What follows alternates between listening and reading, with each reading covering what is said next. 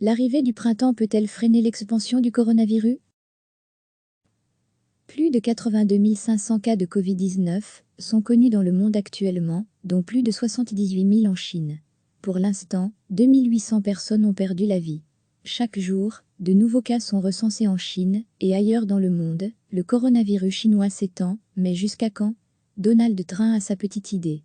Il y a quelques semaines, sur Twitter, le président américain annonçait la fin de l'épidémie de Covid-19 pour le printemps prochain.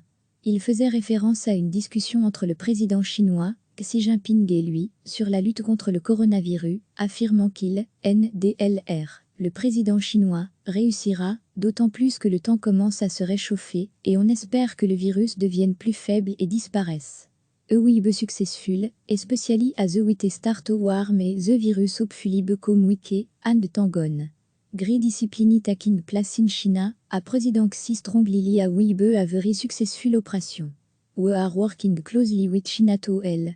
C'est aussi ce qu'espèrent certains spécialistes. On espère que l'arrivée du printemps va diminuer la dynamique du virus. C'est ce qu'on voit pour d'autres virus respiratoires, indique Steven Van Guck, virologue et président du comité scientifique coronavirus en Belgique.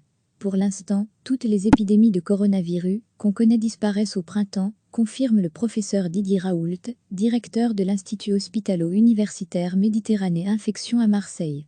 Dans cet établissement, la dernière infection liée à un coronavirus se situe au mois de mai. Ça commence à diminuer rapidement à partir du mois d'avril, explique le spécialiste français. Le SRA, NDLR, le syndrome respiratoire aigu sévère est une maladie infectieuse des poumons. L'épidémie était apparue en novembre 2002, s'est arrêtée en juillet. Pour l'instant, l'hiver est encore bien présent, il fait froid, et les gens restent à l'intérieur. C'est très intéressant pour la dissémination des virus respiratoires, analyse Steven Van Guck. En hiver, on est plus proche l'un de l'autre. On est dans des endroits confinés. Le printemps est synonyme d'une augmentation des températures et d'un retour du soleil. En général, les gens développent moins de grippe et moins de rhume. La transmission des virus respiratoires diminue fort, explique le virologue Steven Van Guck. L'UV du soleil tue très vite les virus, la chaleur va aussi tuer les virus. La chaleur et le printemps sont donc les ennemis des virus respiratoires. C'est le cas dans les pays tempérés, comme chez nous. Pour des raisons que l'on connaît mal, c'est quand il fait froid qu'il y a les infections respiratoires saisonnières chez nous. Mais en Afrique par exemple, il y en a tout le long de l'année, ajoute le professeur Raoult.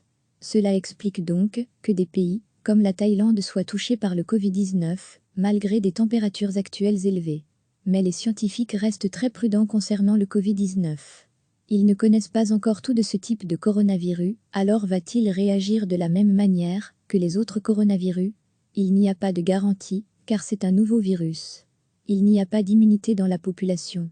Ce n'est pas sûr que les températures plus chaudes et le soleil nous aident, poursuit le virologue belge. Les maladies infectieuses sont bien souvent imprévisibles.